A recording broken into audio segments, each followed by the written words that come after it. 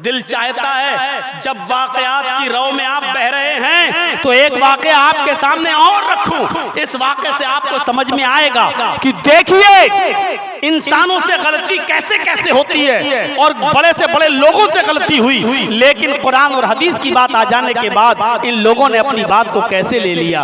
हजरत उमर एक सफर में है और हजरत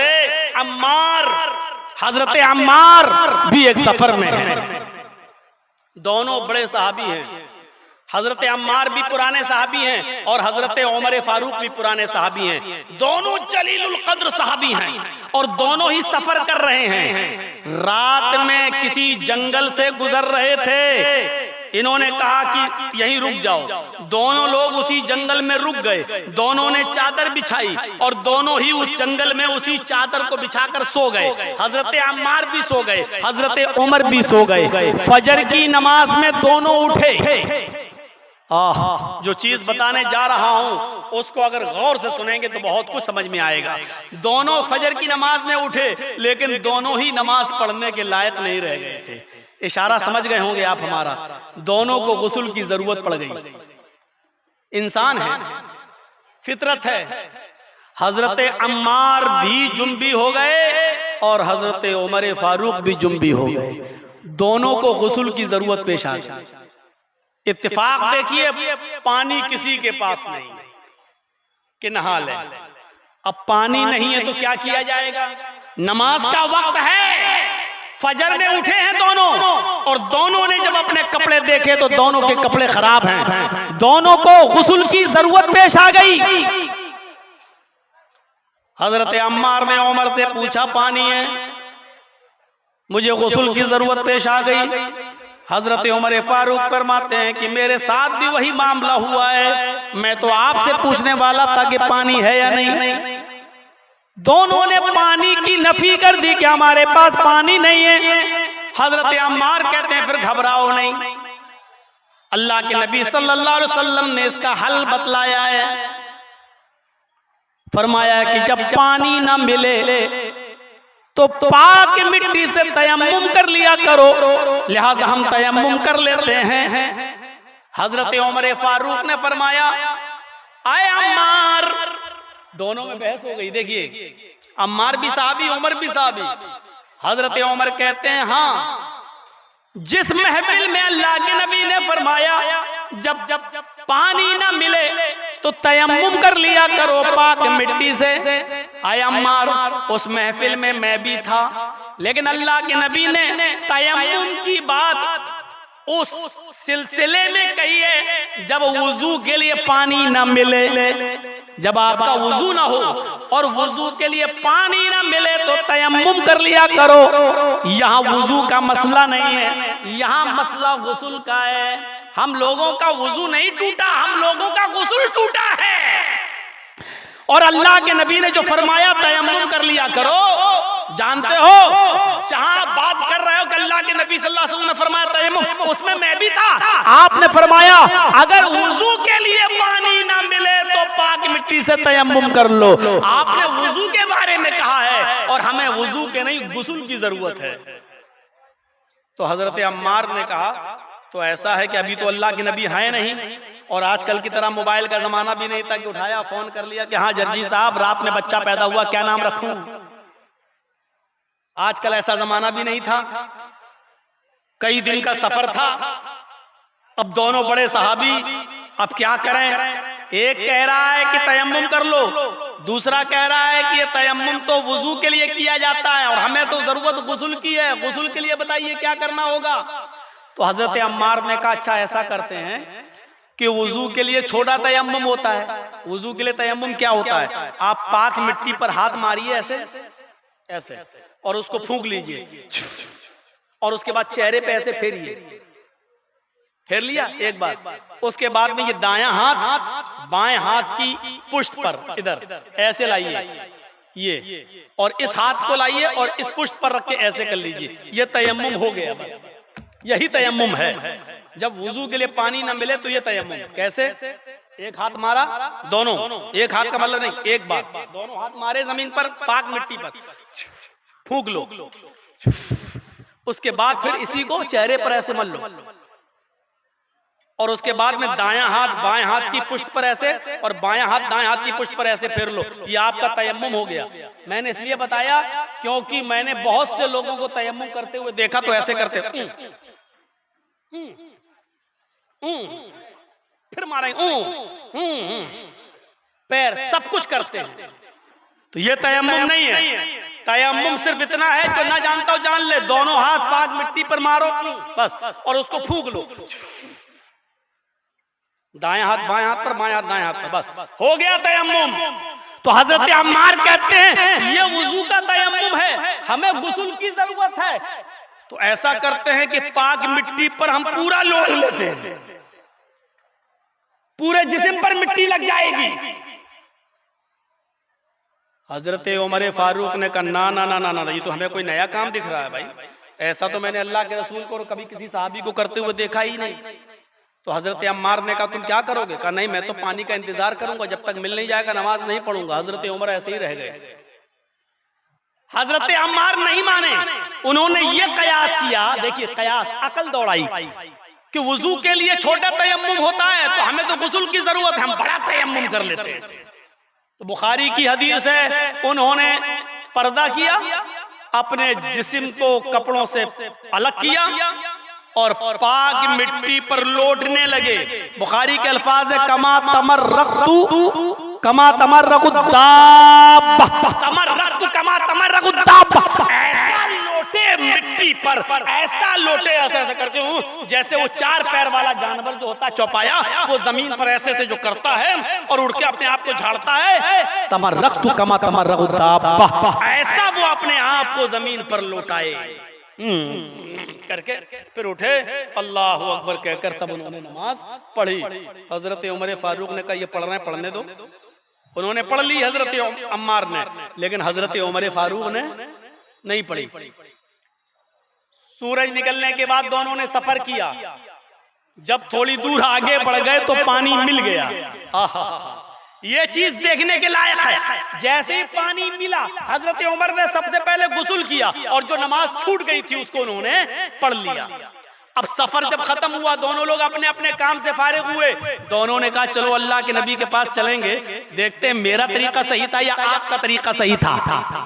हजरत अम्मार समझ रहे थे हमारा तरीका सही, हजरत उमर समझ रहे थे मेरा तरीका सही। जब सफर खत्म हुआ, दोनों अल्लाह के नबी के पास जब हाजिर हुए, अल्लाह के नबी दोनों में से कौन सही था आप बताइए। अदालत क्या है? वउलिल अम्र मिनकुम में सहाबा शामिल हो सकते हैं, लेकिन गौर करो इताअत न हजरत उमर अम्मार की कर रहे हैं, ना अम्मार हजरत उमर की कर रहे हैं, बल्कि जब इख्तिलाफ हो गया दोनों के दरमियान तो इस मुकदमे को कहां ले गए? अल्लाह के रसूल की अदालत में। और रसूलुल्लाह से पूछा अरे अल्लाह के रसूल हमने सही किया या इन्होंने? अल्लाह के नबी ने कहा तुमने क्या किया? कहा अल्लाह के नबी गुस्ल की जरूरत पड़ गई थी, मैंने तयम्मुम कर लिया। कहा कैसे? फरमाया तमर्रकतु कमा तमर्रकु दाब्बा, जैसे चौपाया लौटता पूरे जिस्म पर मिट्टी मैंने भर ली। आपने मुस्कुराते हुए कहा अम्मार तुमने गलत किया है। हजरत उमर मुस्कुराए। हजरत उमर फारूक से पूछा तुमने क्या किया? कहा अल्लाह के रसूल हमने नमाज ही नहीं पढ़ी जब तक पानी नहीं मिल गया, जब पानी मिला तब गुस्ल किया, वुजू किया, तब नमाज पढ़ी। आपने कहा उमर तुमने भी गलत किया। एक नहीं दोनों सहाबी गलती कर रहे हैं और लोग कहते हैं कि हमारा पीर, हमारा मौलवी, हमारा इमाम गलती कर ही नहीं सकता।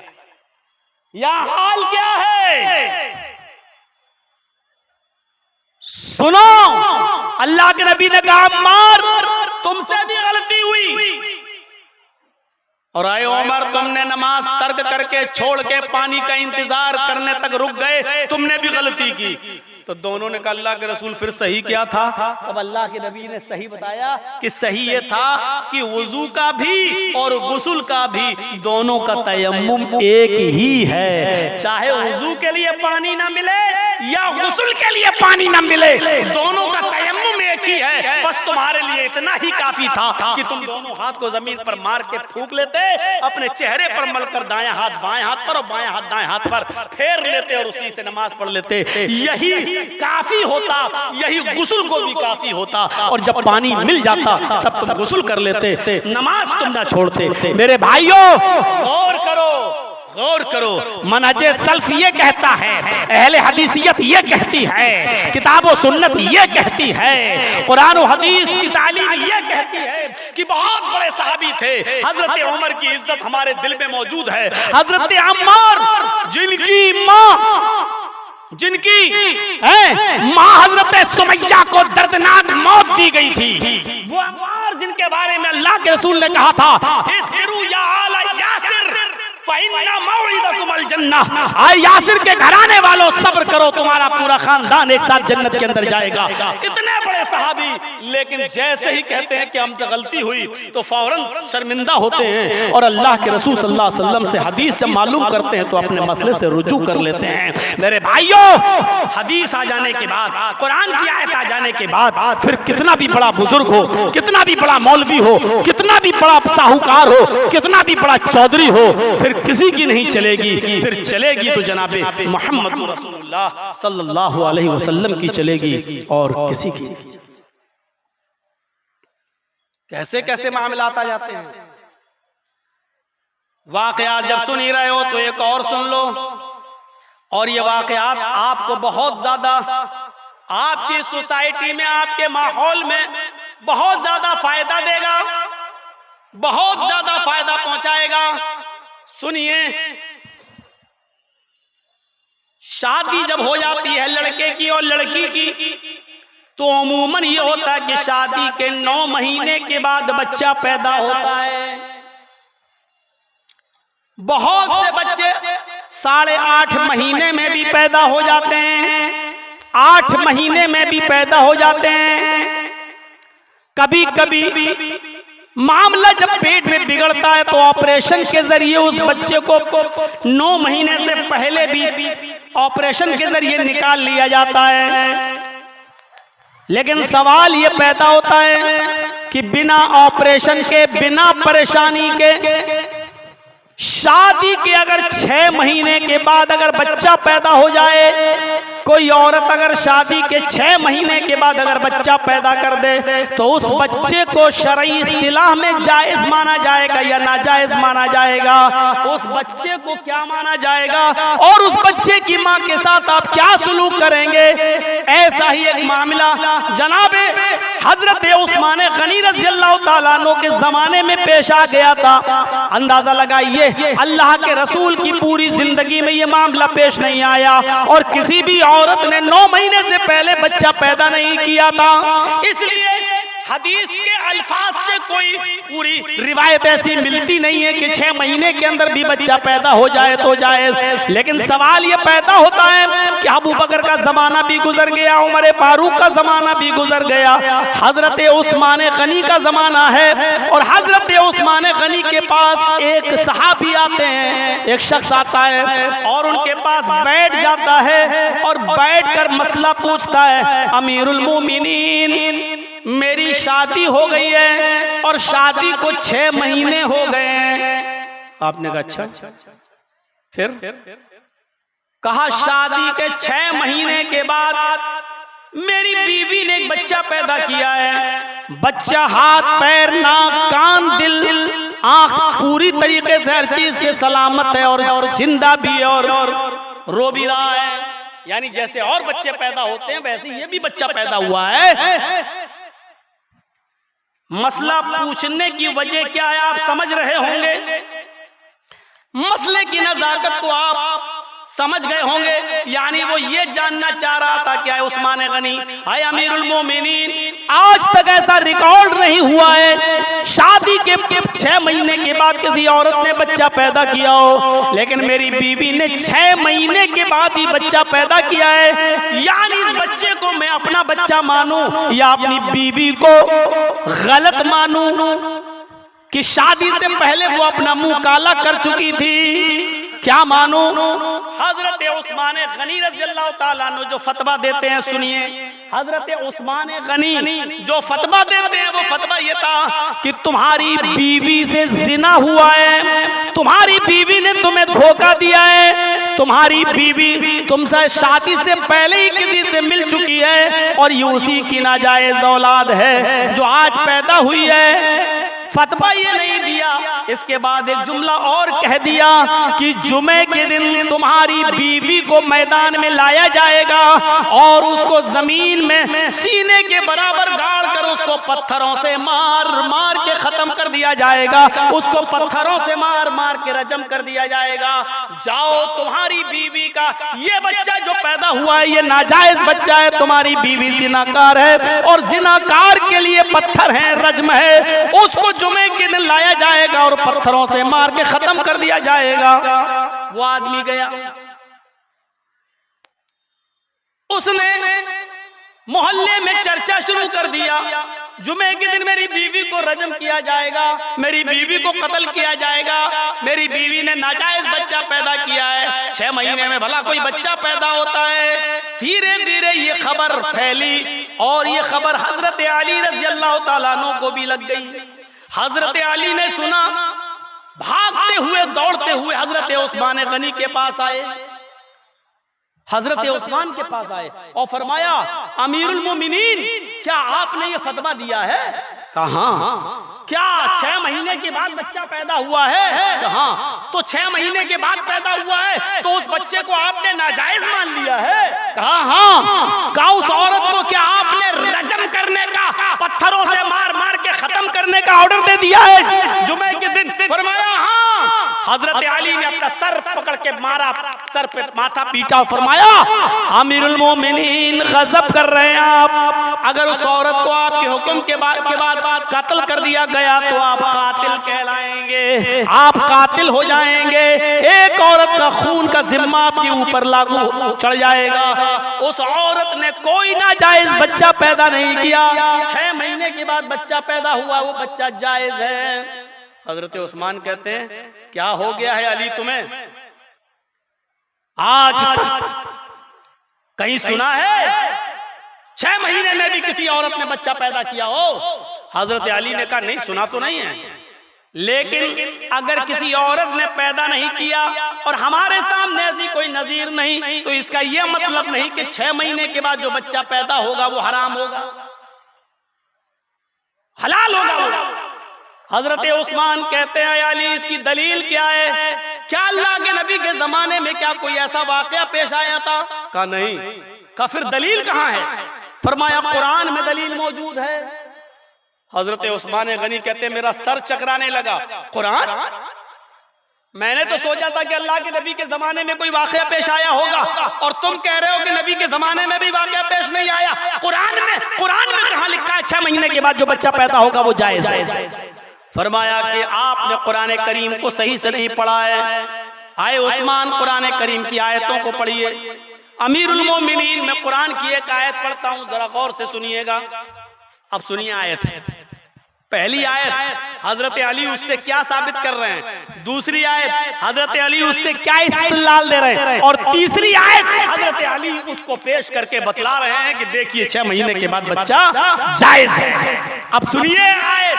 फरमाया कुरान करीम में अल्लाह तबारक व तआला ने फरमाया, वल वालिदातु युरज़ि'ना औलादहुन्ना हौलैन कामिलैन, माएँ अपने बच्चों को दूध पिलाएं मुकम्मल 2 साल। हजरत उस्मान गनी ने इस दलील को सुना, सुनने के बाद फौरन रुजू करते हैं और उस आदमी को बुलाते हैं, कुरान की आयत पढ़कर उसको समझाते हैं और कहते हैं कि तेरी बीवी ने जायज बच्चा पैदा किया है, उस औरत को कत्ल नहीं किया जाएगा। फिर हजरत उस्मान बार बार मस्जिदों के मिंबर पर तकरीरों में बार बार कहा करते थे, अगर अली ने मुझे कुरान की आयत को न समझाया होता, अली ने मुझे वक्त पर आकर न बताया होता तो मैं कातिल हो जाता, एक औरत का मर्डर, एक औरत का खून हमारे जिम्मे आ जाता, एक औरत का मर्डर, एक औरत का खून हमारे जिम्मे चढ़ जाता। अल्लाह ताला ने अली के जरिए मुझे खून करने से बचा लिया। मेरे प्यारे साथियों, हजरत अली जैसी शख्सियत और गलत फतवा दे गई। और हजरत अली ने जब कुरान की आयतें सुनाई तो वो फौरन मान गए और कहने लगे कि नहीं यही सही मसला है। वो हजरत उस्मान जो अभी थोड़ी देर पहले उस औरत को कत्ल करने का, रजम करने का फतवा सादिर कर चुके थे, वही उस्मान ये कह रहे हैं कि अगर अली ना होते तो मैं कातिल हो जाता। जरा गौर करो मेरे भाइयों, इसी को कहते हैं सलफियत। कुरान की आयत आ जाने के बाद, सही फरमान आ जाने के बाद आदमी अपनी जिद पर कायम न रहे बल्कि अपनी जिद को छोड़ दे और जो कुरान और हदीस के अंदर जो सही बात है उसी को मान ले, उसी को तस्लीम कर ले। मेरे भाइयों, आज जो हमारी मुसलमानों में जो इतने फिरके और इतनी जमातें जो बन चुकी हैं, अगर आज इनको खत्म करना चाहें तो ये फौरन खत्म हो सकती हैं, बशर्ते ये कि ये मायार बना लें, ये सोच लें, ये तसव्वुर कर लें बस कि हमें सबकी बात तो सुनना है, लेकिन जब इख्तिलाफ होगा तो हमें कुरान और हदीस से ही मसले को हल कराना है। अल्लाह और उसके रसूल जो कहेंगे हम मान लेंगे, कुरान में जो लिखा होगा हम उसको तस्लीम कर लेंगे, हदीस के फरमान को हम मान लेंगे। मेरे भाइयों, यहां ऐसी वैसी बातें नहीं हैं। बहैसुल बशर किसी से भी गलती हो सकती है, किसी से भी गलती हो सकती है। शायद आपने बुखारी शरीफ का ये वाकया सुना हो और ना सुना हो तो आज मैं आपको सुना देता हूं। उस वाकये को सुनिए और गौर से सुनिएगा।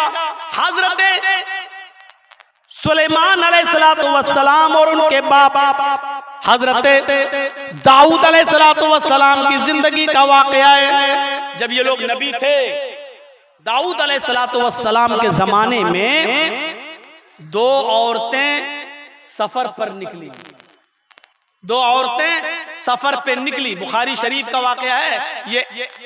XYZ किसी मुल्ला मौलवी की लिखी हुई किताब का वाकया हम आपको नहीं सुना रहे हैं। सुनिए क्या फरमाया।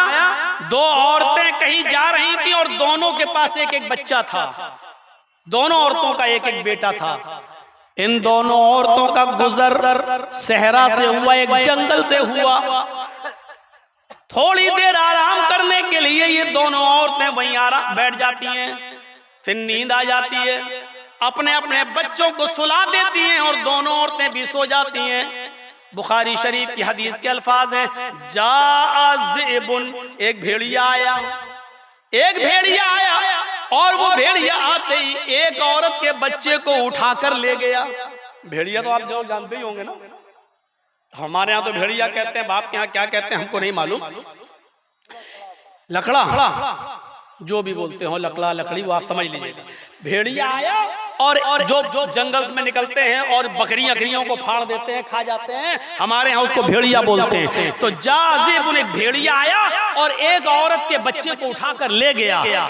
हदीस के अल्फाज है, उसने उस बच्चे को मार डाला और उसको खा गया।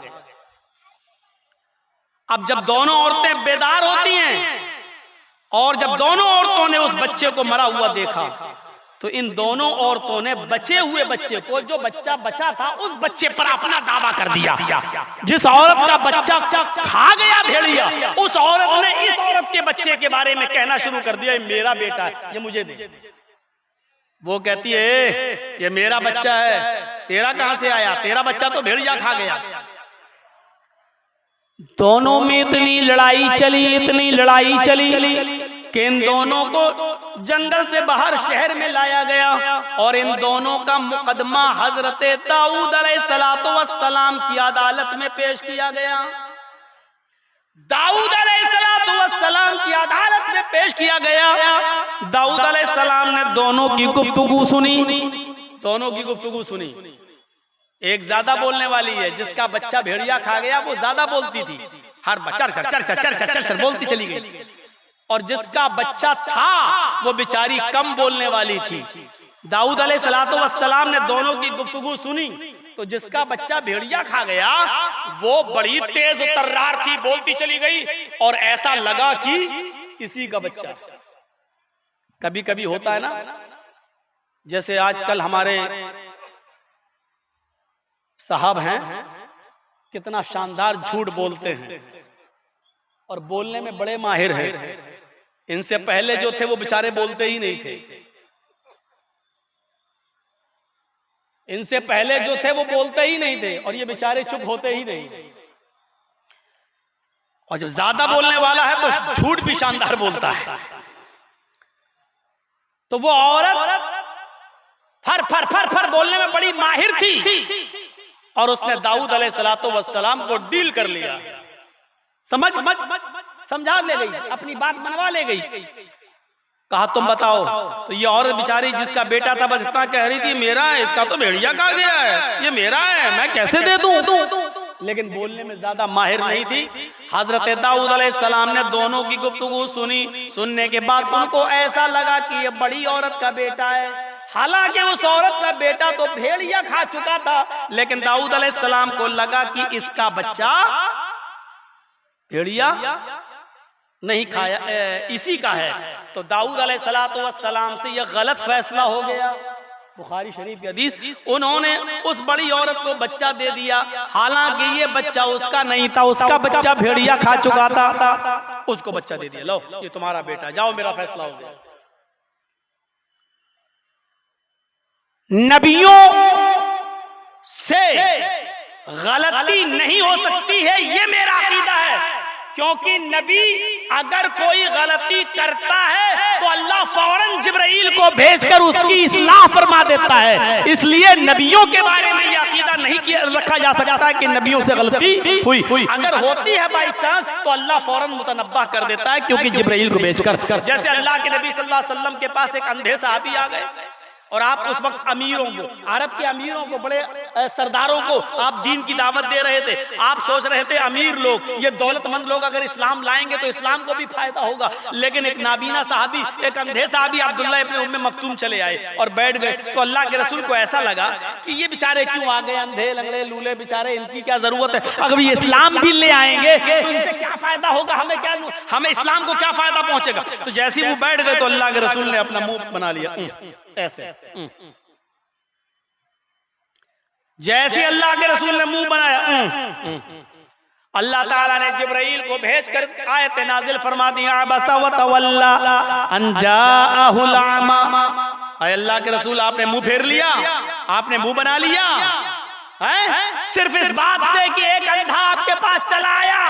अरे क्या मालूम शायद अल्लाह इसी को हिदायत दे दे, क्या मालूम कि अल्लाह ताला इसी को तौहीद की दावत से माला माल कर दे। उन अमीरों को आप गला फाड़ फाड़ के समझा रहे हैं, वो समझ में नहीं आ रही, अल्लाह इसी की इस्लाह कर दे और ये आदमी बेचारा मरे तो जन्नत का मुस्तहिक बन जाए। ये रविश अच्छी नहीं है। अल्लाह ताला ने नबी अकरम को डांट दिया। इसलिए ये नहीं कहा जा सकता कि नबियों से गलती हुई और रसूलुल्लाह से भी गलती हुई, नहीं। अगर कोई नबी अगर बाई चांस कोई गलती करता है तो अल्लाह ताला जिब्राइल को भेजकर फौरन मुतनब्बा करके इस्लाह फरमा देता है। जैसे अल्लाह के नबी ने फरमाया आज के बाद मैं शहद को हाथ नहीं लगाऊंगा, अल्लाह ने फौरन इस्लाह फरमा दी। जिस चीज को अल्लाह ने आपके लिए हलाल किया, आप कौन होते हैं उसको अपने ऊपर हराम करने वाले। बीवियों की खुशी चाहते हैं आप, बीवियों के खुश होने को करने के लिए आप कुरान की आयतों को मत बदलिए, आप अल्लाह के हलाल किए हुए किसी चीज को आप हराम मत करिए। अल्लाह ताला ने फौरन नबी अकरम को मुतनब्बा कर दिया। तो नबियों से गलती नहीं होती है, और होती तो अल्लाह फौरन मुतनब्बा कर देता है। हजरत दाऊद अलैहिस्सलाम ने गलत फैसला कर दिया। क्या कहा, जा ये बच्चा तेरा है, जा तू ले जा। फैसला गलत। उस जमाने में ऐसा टेस्ट नहीं होता था। अच्छा तेरा बच्चा, वो कह रही थी मेरा बच्चा, अच्छा इधर आओ, चलो डीएनए टेस्ट कर लो, बाप का भी खून ले लो और बच्चे का भी खून ले लो, डीएनए टेस्ट हो जाता था, चलो किसका बच्चा है। ये तो आज रिसर्च सामने आई है, उस जमाने में नहीं थी। फैसला हो गया, एक दिन दो दिन मामला ठीक चला, लेकिन जिस औरत का बच्चा था वो कैसे बर्दाश्त कर ले कि मेरा बच्चा इसके पास जाए। वो उस औरत के पास जाती और कहती अल्लाह की बंदी मेरा बेटा मुझे दे दे, तू अच्छी तरीके से जानती है कि तेरा बेटा भेड़िया खा गया है, मेरे बेटे पर तू क्यों नियत खराब कर रही है। उसने कहा देखो दाऊद अलैहिस्सलाम का फैसला हो गया है, अब ये बच्चा मेरा ही है, तुम जाओ यहाँ से। मामला फिर बढ़ गया, वो इसकी चोटी पकड़े, वो उसकी चोटी पकड़े, ये इसके बाल पकड़े, वो उसके बाल पकड़े। मामला फिर इतना संगीन हो गया, उसने कहा ये फैसला मैं कैसे मान लूं दाऊद अलैहिस्सलाम का। लोगों ने कहा इतने बड़े नबी और तुम उनका फैसला नहीं मानती हो।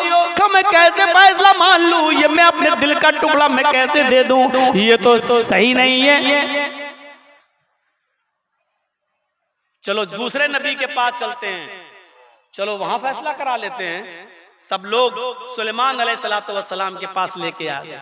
सुलेमान अलैहिस्सलाम कौन थे? दाऊद अलैहिस्सलाम के बेटे।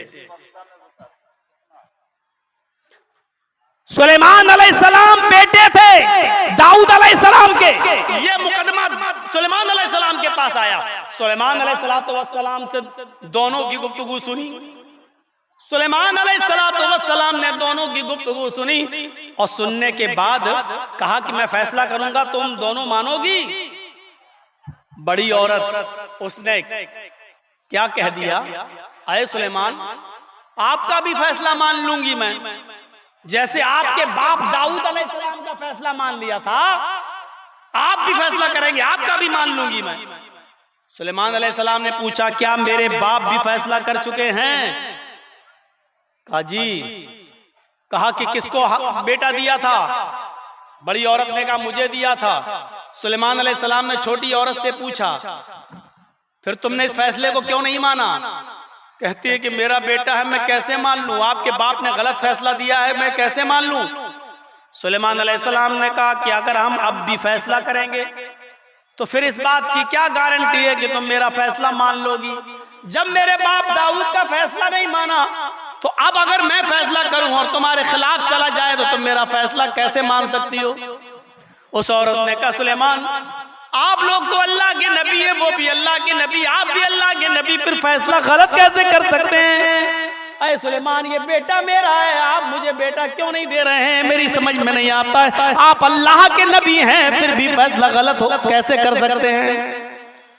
सुलेमान अलैहिस्सलाम ने कहा मामला बड़ा गंभीर है लग रहा है, अभी तक वही नहीं आई आसमान से। चलो ठीक है मैं फैसला करता हूं। कहा क्या? जब मेरे बाप का फैसला हो गया और तुम दोनों ने इसने मान लिया, तुमने नहीं माना, अब मैं फैसला कर दूं तेरे हक में और हो सकता है ये ना माने। चलो एक काम करते हैं, इस बच्चे को मेरे पास लेकर आओ।